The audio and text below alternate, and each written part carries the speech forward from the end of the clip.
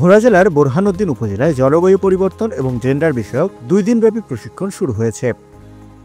আজ 6 জানুয়ারি সোমবার উপজেলা প্রশাসনিক ভবনের সম্মেলন কক্ষে এই প্রশিক্ষণ উদ্বোধন করা হয়। দ্য এম্বাসি অফ সুইডেনের অর্থায়নে এবং মানুষের জন্য ফাউন্ডেশন MJF এর সহযোগিতায় পরিচালিত গ্রামীণ জন উন্নয়ন সংস্থা GJUS এর কমিউনিটি ভিত্তিক জলবায়ু সহনশীল ও নারীর ক্ষমতায়ন কর্মসূচি ক্রিয়া প্রকল্পের আওতায় এই প্রশিক্ষণের আয়োজন করা হয়েছে। প্রশিক্ষণটি উদ্বোধন করেন বোরহানউদ্দিন উপজেলা নির্বাহী কর্মকর্তা মোহাম্মদ রায়হানুজ্জামান। উদ্বোধন অনুষ্ঠানে সভাপতিত্ব করেন GJUS এর উপপরিচালক ডাক্তার খলিলুর রহমান। এছাড়াও উপজেলা প্রশাসনের অন্যান্য গুরুত্বপূর্ণ সকল কর্মকর্তা এ সময় উপস্থিত ছিলেন। অনুষ্ঠানটি সঞ্চালনা করেন ক্রিয়া প্রকল্পের সমন্বয়কারী পুষ্টিবিদ বাবুল আখতার। এই প্রশিক্ষণ পরিচালনা করেন মানুষের জন্য ফাউন্ডেশনের কনসালটেন্ট সৈয়দ ফয়সাল আহমেদ এবং সাজিদা কাইয়ুম।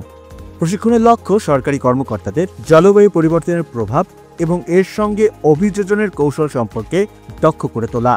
এছাড়া জলবায়ুর ঝুঁকি মোকাবেলা, প্রাকৃতিক দুর্যোগ ব্যবস্থাপনা এবং পরিবেশগত ভারসাম্য রক্ষায় কার্যকর পন্থা শেখানো হয়েছে।